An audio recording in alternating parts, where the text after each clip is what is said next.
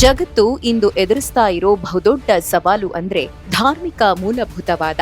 ಈ ಮೂಲಭೂತವಾದವನ್ನ ಮೂಲದಲ್ಲೇ ಚಿವುಟಿ ಹಾಕದಿದ್ರೆ ಏನೆಲ್ಲ ಅನಾಹುತಗಳಾಗುತ್ತವೆ ಅನ್ನೋದನ್ನ ಇಡೀ ವಿಶ್ವ ಕಳೆದ ಕೆಲವು ದಶಕಗಳಿಂದ ನೋಡುತ್ತಾ ಬಂದಿದೆ. ಆಫ್ಘಾನಿಸ್ತಾನದಲ್ಲಿ ತಾಲಿಬಾನ್ ಸಂತತಿ, ಸಿರಿಯಾದಲ್ಲಿರುವ ಐಸಿಸ್ ಮನಸ್ಥಿತಿ, ಪ್ಯಾಲೆಸ್ತಾನಿ ಜನರ ಯಹೂದಿ ದ್ವೇಷ, ನೈಜೀರಿಯಾ ಸೇರಿದಂತೆ ಹಲವು ಆಫ್ರಿಕನ್ ದೇಶಗಳಲ್ಲಿ ಬೋಕೋ ಹರಾಮ್ ಉಗ್ರರು ಬಲವಂತದ ಮತಾಂತರಕ್ಕಾಗಿ ನಡೆಸಿರುವ ಪೈಶಾಚಿಕ ಕೃತ್ಯಗಳು, ಟರ್ಕಿ ಇತ್ತೀಚಿನ ವರ್ಷಗಳಲ್ಲಿ ಸಾಗುತ್ತಿರೋ ಹಾದಿ, ಇವೆಲ್ಲವುಗಳಲ್ಲೂ ಕಾಮನ್ ಆಗಿ ಕಾಣೋದು ಮತಾಂಧತೆ, ಎಲ್ಲೆ ಮೀರಿದ ಸಂಕುಚಿತವಾದ.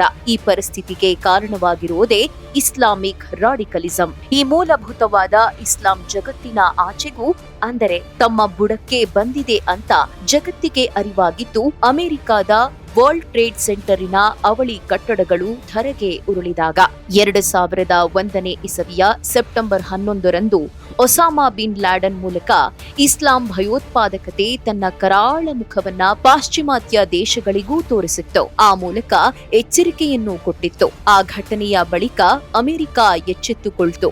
ಇಸ್ಲಾಮಿಕ್ ರಾಡಿಕಲಿಸಂಗೆ ಕಡಿವಾಣ ಹಾಕಲು ಕಠಿಣ ಕಾನೂನುಗಳನ್ನ ಜಾರಿಗೊಳಿಸಿತು. ಅದೇ ಅಮೆರಿಕದ ಪ್ರಸಿದ್ಧ ದೇಶಭಕ್ತ ಕಾಯ್ದೆ ಅಥವಾ ಪೇಟ್ರಿಯೋಟ್ ಆಕ್ಟ್ 2001. ಅಮೆರಿಕದಲ್ಲಿ ವಾರೆಂಟ್ ಇಲ್ಲದೆ ಮನೆ ಸರ್ಚ್ ಮಾಡುವ ಅಧಿಕಾರ, ಅನುಮಾನ ಬಂದ ಬ್ಯಾಂಕ್ ಖಾತೆಗಳ ಬಗ್ಗೆ ಮಾಹಿತಿ ಪಡೆಯುವ ಅಧಿಕಾರ, ಸರ್ಕಾರದ ವಿವಿಧ ಇಲಾಖೆಗಳ ನಡುವೆ ಮಾಹಿತಿ ವಿನಿಮಯ, ಮನೆಯಲ್ಲಿ ಯಾರು ಇಲ್ಲದಿರುವಾಗಲೂ ರಹಸ್ಯವಾಗಿ ಶೋಧಿಸುವ ಅಧಿಕಾರ, ವಾರೆಂಟ್ ನೀಡುವುದನ್ನು ವಿಳಂಬ ಮಾಡಿ ಅನಧಿಕೃತವಾಗಿ ಸರ್ಚ್ ಮಾಡುವ ಅಧಿಕಾರ, ಆರೋಪಿಗಳು ಅಲರ್ಟ್ ಆಗುವುದನ್ನ ತಪ್ಪಿಸಲು ಈ ಕ್ರಮ, ಕಂಪನಿಗಳು ವಿದೇಶಿ ನೌಕರರ ಆರ್ಥಿಕ ನಡಾವಳಿ ಬಗ್ಗೆ ಮಾಹಿತಿ ನೀಡುವುದು ಕಡ್ಡಾಯ, ಬಾಂಬ್ ತಯಾರಿಕೆಗೆ ಬೇಕಾದ ಕಚ್ಚಾ ವಸ್ತುಗಳ ಮಾರಾಟಗಾರರು ತಮ್ಮ ಗ್ರಾಹಕರ ಮಾಹಿತಿ ನೀಡುವುದು ಕಡ್ಡಾಯ, ಫೋನ್ ಟ್ಯಾಪಿಂಗ್ ಮಾಡುವ ಸಂಪೂರ್ಣ ಅಧಿಕಾರ ತನಿಖಾ ಸಂಸ್ಥೆಗಳಿಗೆ, ಉಗ್ರರ ಹಣ ವರ್ಗಾವಣೆ, ಜಾಲ ಪತ್ತೆಗಾಗಿ ಕ್ರಿಪ್ಟೋ ಕರೆನ್ಸಿ ಕಂಪನಿಗಳ ಮೇಲೆ ಸಂಪೂರ್ಣ ನಿಗಾ. ಇದಲ್ಲದೆ ಕಠಿಣ ವಲಸೆ ಕಾನೂನುಗಳನ್ನು ಸಹ 2001 ಅಮೆರಿಕದ ಕಾಯ್ದೆ ರೂಪಿಸಿದೆ. ಅಮೆರಿಕದ ಈ ಕಠಿಣ ಕ್ರಮಗಳ ಬೆನ್ನಲ್ಲೇ ಆಸ್ಟ್ರೇಲಿಯಾ ಸಹ ಉಗ್ರ ನಿಗ್ರಹ ಕಾನೂನುಗಳನ್ನ ಜಾರಿ ಮಾಡಿತು. ಆಸ್ಟ್ರೇಲಿಯಾದಲ್ಲಿ ಭಯೋತ್ಪಾದಕರ ಬಗ್ಗೆ ಮಾಹಿತಿ ಇರುವ ಶಂಕಿತರನ್ನು ವಿಚಾರಣೆ ಮಾಡಬಹುದು. ಉಗ್ರ ನಿಗ್ರಹ ಕಾನೂನು 2005 ತಿದ್ದುಪಡಿ ಅನುಸಾರ ಮುನ್ನೆಚ್ಚರಿಕಾ ಬಂಧನಗಳನ್ನು ಮಾಡುವ ಅಧಿಕಾರ ಸ್ಥಳೀಯ ಪೊಲೀಸರಿಗೆ ಭಯೋತ್ಪಾದಕ ಕೃತ್ಯಗಳ ಬಗ್ಗೆ ಮಾಹಿತಿ ಇರಬಹುದಾದ ಶಂಕೆಯ ಮೇಲೆ ವ್ಯಕ್ತಿಗಳನ್ನು ವಿಚಾರಣೆಗೆ ಒಳಪಡಿಸುವ ಅವಕಾಶ, ಶಿಕ್ಷೆಗೆ ಒಳಗಾದ ಪ್ರತ್ಯೇಕವಾದಿಗಳ ಮೇಲೆ ಎಲೆಕ್ಟ್ರಾನಿಕ್ ಕಣ್ಗಾವಲು, ಉಗ್ರಗಾಮಿ ಚಟುವಟಿಕೆ ಬೆಂಬಲಿಸಿದ್ರೆ ಮಸೀದಿಗಳನ್ನು ಬಂದ್ ಮಾಡುವ ಅಧಿಕಾರ. ಈ ದೇಶಗಳ ಹೊಸ ಕಾನೂನುಗಳ ಬೆನ್ನಲ್ಲೇ ಯುರೋಪಿಯನ್ ರಾಷ್ಟ್ರಗಳಿಗೂ ಸಹ ಇಸ್ಲಾಮಿಕ್ ಮೂಲಭೂತವಾದದ ಬಿಸಿ ತಟ್ಟತೊಡಗಿತು. ಸಿರಿಯಾ ಹಾಗೂ ಇರಾಕಿನಿಂದ ಬಂದ ವಲಸಿಗರು ಸಾಕಷ್ಟು ಅವಾಂತರವನ್ನ ಸೃಷ್ಟಿಸಿದ್ರು. ಇದರ ಪರಿಣಾಮವಾಗಿ ಹಲವಾರು ಯುರೋಪಿಯನ್ ದೇಶಗಳು ಇಂತಹ ಮನಸ್ಥಿತಿಯನ್ನು ಮೊಳಕೆಯಲ್ಲೇ ಚಿವಿಟು ಹಾಕುವ ಕೆಲ ಕ್ರಮಗಳನ್ನ ಕೈಗೊಂಡವು. ಯಾವ ದೇಶದಲ್ಲಿ ಯಾವ ರೀತಿಯ ಕಾನೂನುಗಳಿವೆ ಅನ್ನೋದನ್ನ ನೋಡೋಣ. ಆಸ್ಟ್ರಿಯಾದಲ್ಲಿ ಶರಿಯಾ ಕಾನೂನು ರದ್ದು. ಮಾರ್ಚ್ 31, 2015 ಶರಿಯಾ ಆಧಾರದ ಮೇಲೆ ಮುಸ್ಲಿಮರಿಗಾಗಿ ಇದ್ದ ಪ್ರತ್ಯೇಕ ಕಾನೂನನ್ನು ರದ್ದುಗೊಳಿಸಲಾಯಿತು.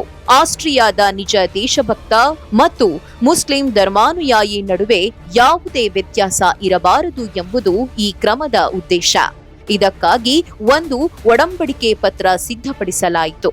ಅಲ್ಲಿನ 2 ಪ್ರಮುಖ ಮುಸ್ಲಿಂ ಸಂಘಟನೆಗಳು ಬಹಳಷ್ಟು ಚರ್ಚೆಯ ನಂತರ ಇದನ್ನು ಒಪ್ಪಿಕೊಂಡವು. ಜರ್ಮನಿಯಲ್ಲಿ ಇಮಾಮ್ಗಳಿಗೆ ಪ್ರತ್ಯೇಕ ಶೈಕ್ಷಣಿಕ ಕೋರ್ಸ್ ಕಡ್ಡಾಯ. 2019 ಇಮಾಮ್ಗಳು ಜರ್ಮನಿಯಲ್ಲೇ ಶಿಕ್ಷಣ ಪಡೆಯಬೇಕು ಎಂಬ ಕಾನೂನನ್ನ ಜಾರಿಗೆ ತರಲಾಯಿತು. ಅಲ್ಲಿಯವರೆಗೆ ಇಲ್ಲಿನ ಇಮಾಮ್ಗಳು ಹೊರದೇಶದಲ್ಲಿ ಧಾರ್ಮಿಕ ಶಿಕ್ಷಣ ಪಡೆದು ಬರ್ತಾ ಇದ್ರು. ಇದಕ್ಕೆ ಕಡಿವಾಣ ಹಾಕಲಾಯಿತು. ಜರ್ಮನ್ ಕಾನೂನಿಗೆ ಅನುಗುಣವಾಗಿ ಇಮಾಮ್ಗಳಿಗೆ ಪ್ರತ್ಯೇಕ ಕೋರ್ಸುಗಳ ಆರಂಭ ಮಾಡಲಾಯಿತು. ಇಂತಹ ಕೋರ್ಸ್ ಸರ್ಟಿಫಿಕೇಟ್ ಇದ್ದವರು ಮಾತ್ರ ಇಮಾಮ್ಗಳಾಗಲು ಅವಕಾಶ ನೀಡಲಾಯಿತು. ಇಟಲಿಯಲ್ಲಿ ಉಗ್ರರನ್ನು ವೈಭವೀಕರಿಸುವುದು ಅಪರಾಧ. ಇಟಲಿ ಧಾರ್ಮಿಕ ಹುತಾತ್ಮರ ಹೆಸರಲ್ಲಿ ಉಗ್ರರನ್ನು ವೈಭವೀಕರಿಸುವುದು ಸ್ಥಳೀಯ ಕಾನೂನಿನ ಪ್ರಕಾರ ಅಪರಾಧ. ಖಲೀಫನ ಸೈನಿಕರ ಹೆಸರು ಬಳಸಿಕೊಂಡು ಇಸ್ಲಾಂ ಬೋಧಿಸುವುದನ್ನು ಕೂಡ ಅಪರಾಧವೆಂದು ಪರಿಗಣಿಸಲಾಗಿದೆ. ಈ ವಿಚಾರದಲ್ಲಿ ಕಾನೂನು ಉಲ್ಲಂಘನೆ ಮಾಡಿದ 16 ಧರ್ಮ ಪ್ರಚಾರಕರನ್ನ ಗಡೀಪಾರು ಮಾಡಲಾಗಿದೆ. ವಲಸಿಗ ಮುಸ್ಲಿಂ ಮಕ್ಕಳು ವಾರಕ್ಕೆ 25 ಗಂಟೆ ಪೋಷಕರಿಂದ ದೂರ ಇದ್ದು ಡ್ಯಾನಿಶ್ ರಾಷ್ಟ್ರೀಯತೆ ಬಗ್ಗೆ ಪಾಠ ಕೇಳಬೇಕು. ಇಲ್ಲಿ ವಲಸಿಗ ಮುಸ್ಲಿಂ ಕಾಲೋನಿಗಳಲ್ಲಿರುವ ಮಕ್ಕಳಿಗಾಗಿ ವಿಶೇಷ ಕಾನೂನೊಂದನ್ನ ರೂಪಿಸಲಾಗಿದೆ. ಇಮಿಗ್ರೆಂಟ್ ಗೆಟ್ಟೋ ಚಿಲ್ಡ್ರನ್ ಎಂದು ಕರೆಯಲಾಗುವ ಇಂತಹ ಮಗುವಿಗೆ 1 ವರ್ಷ ಕಳೆದ ನಂತರ ಅಂತಹ ಮಗು ಕನಿಷ್ಠ ವಾರಕ್ಕೆ 25 ಗಂಟೆ ಪೋಷಕರಿಂದ ದೂರವಿರಬೇಕು. ಅದಕ್ಕಾಗಿ ವಿಶೇಷ ಕಲಿಕಾ ಕೇಂದ್ರಗಳನ್ನ ಸ್ಥಾಪಿಸಲಾಗಿದೆ.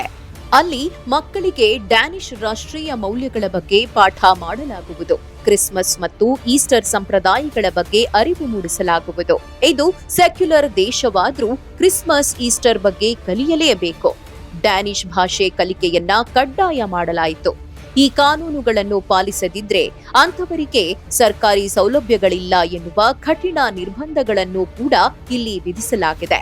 ಆದ್ರೆ ಬೇರೆ ಧರ್ಮದ ಮಕ್ಕಳಿಗೆ ಇಲ್ಲಿ ಸ್ವಾತಂತ್ರ್ಯವಿದೆ. 6 ವರ್ಷದವರೆಗೂ ಮಕ್ಕಳನ್ನು ಮನೆಯಲ್ಲೇ ಇಟ್ಟುಕೊಳ್ಳಲು ಅವಕಾಶವಿದೆ.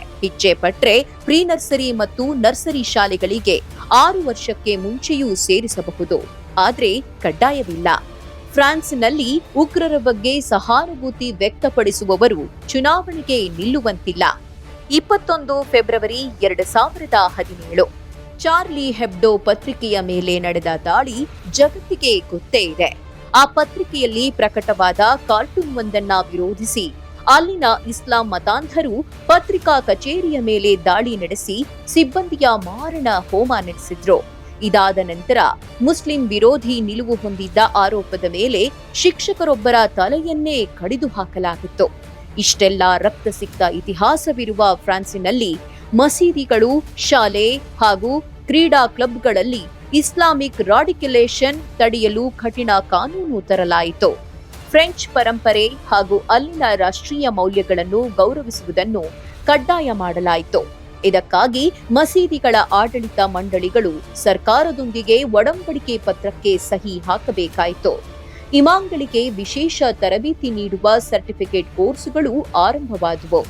ಮುಸ್ಲಿಂ ಹೆಣ್ಣು ಮಕ್ಕಳು ತಮ್ಮ ಮದುವೆಗೆ ಮುನ್ನ ತಮ್ಮ ಕನ್ಯತ್ವ ಸರ್ಟಿಫಿಕೇಟ್ ಅನ್ನ ಇಮಾಮ್ಗಳಿಗೆ ತೋರಿಸಬೇಕಾಗಿತ್ತು. ಇದನ್ನು ನಿಷೇಧಿಸಲಾಯಿತು. ಬಹುಪತ್ನಿತ್ವ ಪದ್ಧತಿಗೆ ಕಡಿವಾಣ ಬಿತ್ತು. ಇದೆಲ್ಲಕ್ಕಿಂತ ಹೆಚ್ಚಾಗಿ ಭಯೋತ್ಪಾದಕರ ಬಗ್ಗೆ ಸಹಾನುಭೂತಿ ವ್ಯಕ್ತಪಡಿಸುವುದು ಅಪರಾಧ ಎಂಬ ಕಾನೂನನ್ನ ಜಾರಿಗೊಳಿಸಲಾಯಿತು. ಈ ಅಪರಾಧದಡಿ ಶಿಕ್ಷೆಗೆ ಒಳಗಾದವರು ಚುನಾವಣೆಗೆ ನಿಲ್ಲುವಂತಿಲ್ಲ ಎಂಬ ಕಠಿಣ ನಿರ್ಬಂಧವನ್ನ ವಿಧಿಸಲಾಯಿತು. ಹಿಂಸೆಗೆ ಪ್ರಚೋದಿಸುವ ಸಂಘಟನೆಗಳ ನಿಷೇಧ ಮಾಡುವ ಅಧಿಕಾರವನ್ನ ಸ್ಥಳೀಯ ಆಡಳಿತಕ್ಕೆ ನೀಡಲಾಯಿತು. ಹಿಂಸೆ ಪ್ರಚೋದಿಸಿದ್ರೆ ಮಸೀದಿಗಳನ್ನು ಮುಚ್ಚುವ ಅಧಿಕಾರವು ಸ್ಥಳೀಯ ಆಡಳಿತಕ್ಕೆ ನೀಡಲಾಯಿತು. ನೌಕರಿಯ ಸ್ಥಳದಲ್ಲಿ ಹಿಜಾಬ್ ನಿಷೇಧಿಸಲಾಯಿತು. ಮುಸ್ಲಿಮರು ದೇಶದ ಅಧಿಕೃತ ಶಾಲೆಗಳಿಗೆ ಸೇರಿಸುವುದನ್ನು ಕಡ್ಡಾಯ ಮಾಡಲಾಯಿತು. ಹೀಗೆ ಜಗತ್ತಿನ ಬಹುತೇಕ ದೇಶಗಳು, ಅದರಲ್ಲೂ ಮುಖ್ಯವಾಗಿ ಅಮೆರಿಕ ಮತ್ತು ಐರೋಪ್ಯ ದೇಶಗಳು ಇಸ್ಲಾಮಿಕ್ ಮೂಲಭೂತವಾದದ ಸೊಲ್ಲಡಗಿಸಲು ಹಲವಾರು ಕಠಿಣ ಕ್ರಮಗಳನ್ನ ಕೈಗೊಂಡಿವೆ. ಭಾರತದಲ್ಲಿ ಮಾತ್ರ ನಾವು ಇನ್ನೂ ಮಾನವ ಹಕ್ಕು ಉಲ್ಲಂಘನೆಯ ನೆಪ ಹೇಳುತ್ತಾ ಕಾಲ ದೂಡುತ್ತಿದ್ದೇವೆ. ಅಪಾಯದ ಗಂಟೆ ಬಾರಿಸುವುದಕ್ಕೆ ಮುನ್ನವೇ ಭಾರತವು ಎಚ್ಚೆತ್ತುಕೊಳ್ಳಬೇಕು ಎಂಬುದು ಇಲ್ಲಿನ ಪ್ರಜ್ಞಾವಂತರ ನಿರೀಕ್ಷೆಯಾಗಿದೆ.